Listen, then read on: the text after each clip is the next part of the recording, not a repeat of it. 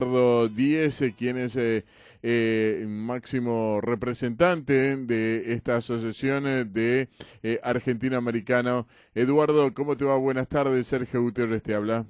Buenas tardes, Sergio, y a toda la audiencia. No, muchísimas gracias por estos minutos. Lo decíamos en el comienzo de nuestro programa, que es el debate, indudablemente diario en las últimas horas, con más intensidad, cómo se vive en los Estados Unidos a horas de definir quién va a ser el próximo presidente allí en ese país, Eduardo. La verdad que se está viviendo con todavía mucha incertidumbre. Obviamente las encuestas en 2016 fallaron, como también han fallado en distintos países, incluyendo el nuestro el año pasado. Entonces la gente no puede confiarse mucho en esas encuestas. Además, tenemos la característica particular de la pandemia. Eso ha acelerado el voto adelantado, ¿no? Consideremos que casi 100 millones de personas ya han votado, sobre un estimado de, se calcula, 160 millones, es decir, más de la mitad del electorado ya votó. Parte del electorado ya mandó su voto, pero todavía no ha sido recibido. Entonces hay mucha incógnita sobre realmente cuáles van a ser los números finales a nivel nacional, pero sobre todo lo más importante a nivel electoral, ¿no? O sea, el voto en el colegio electoral vale más que el voto popular, como lo sabemos. Uh-huh. Eduardo, obviamente el ciudadano de Norteamérica le interesa el primer tema, es la economía. ¿Cómo se ha manejado Donald Trump en cuanto a la economía, tanto, digamos, doméstica como a nivel internacional, ¿no? Exactamente, sí. No es algo exclusivo de Estados Unidos. En muchos países, incluyendo muchas veces el nuestro, la gente vota con el bolsillo. Si no hubiera tenido lugar esta pandemia, o al menos la muy probablemente floja respuesta del gobierno federal, todos ya darían por reelecto a Trump. Pero bueno, la situación, el cisne negro llegó más temprano de lo esperado, y eso es lo que tiene en vilo y bastante preocupado a los republicanos, al menos los de Trump, porque hay muchos republicanos más tradicionales que se han sumado al bando de Biden, incluyendo exsecretarios de defensa, por ejemplo, como Mattis. Pero si fuera solamente la economía, Trump sería reelecto. La cuestión es el otro combo, ¿no? Claro, Su candidatura. claro, porque, por ejemplo, Biden puede ser, digamos, agradable en su oratoria, en sus conceptos, pero deja muchas dudas en cuanto a las posibles prácticas de lo que dice, ¿no? Seguramente. Lo cierto es que buena parte del electorado norteamericano, sea republicano o demócrata, y simpatice o no con Trump, en los últimos años ha empezado a poner mayor acento en la necesidad de volcar los esfuerzos, el dinero, ¿no? Hacia adentro y no tanto hacia afuera, ¿no? O sea, no seguir siendo el policía del mundo, no teniendo que seguir interviniendo ante conflictos en regiones que no impactan directamente a los Estados Unidos. Y en ese sentido Trump supo leer esa mayoría silenciosa que muy pocas encuestas observaron en 2016.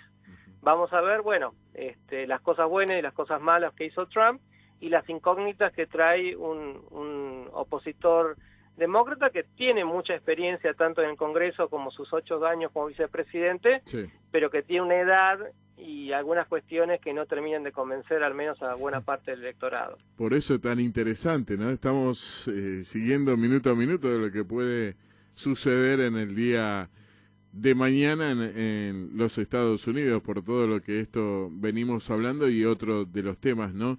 Eduardo, ¿qué le conviene a la Argentina? ¿Quién le conviene que gane? ¿Trump, Biden?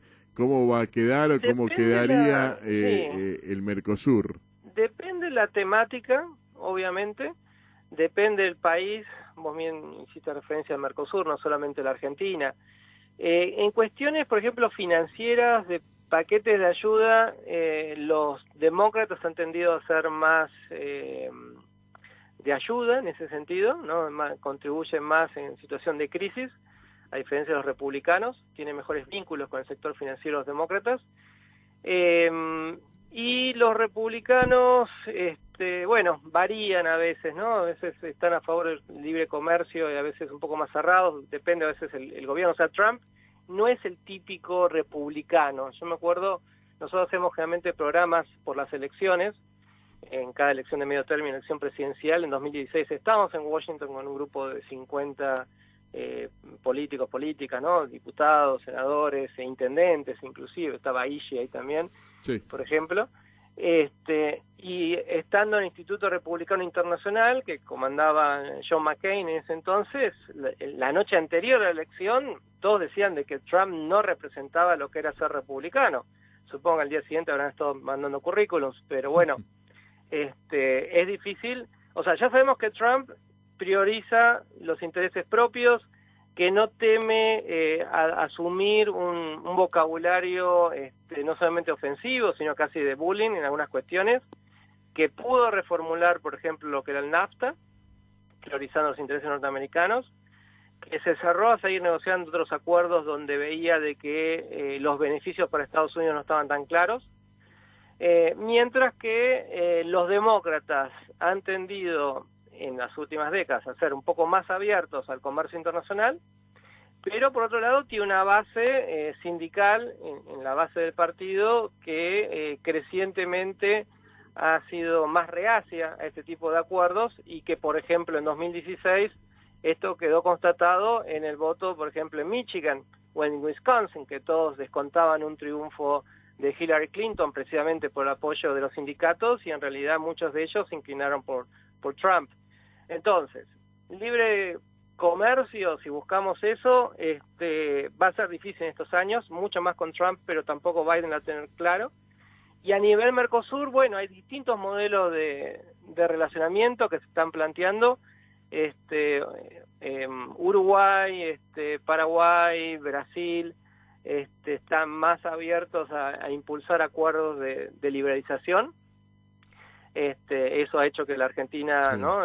Sobre todo a principios de este año, marzo, abril, quedara medio a contramano, en su momento informando que no iba a participar de las negociaciones, sí, con algunos países, y después teniendo que volver, porque bueno, si uno no participa en las negociaciones, estás dejando la silla vacía y al final tenés que aceptar o directamente irte de bloque. Entonces el Mercosur está también en un dilema, ¿no? Si hay un consenso nuevo hacia dónde avanzar, o si eventualmente vamos a ver una creciente tensión y ruptura del bloque, porque hay países que aspiran a acuerdos de libre comercio y otros países que por distintas circunstancias e intereses, como la Argentina, priorizan modelos más de desarrollo cerrados. Así es. Eduardo, interesante. Muchísimas gracias por este tiempo. Quedamos a tu entera disposición. Lo mismo. Eduardo Díez, del Diálogo Argentino-Americano. Continuamos con más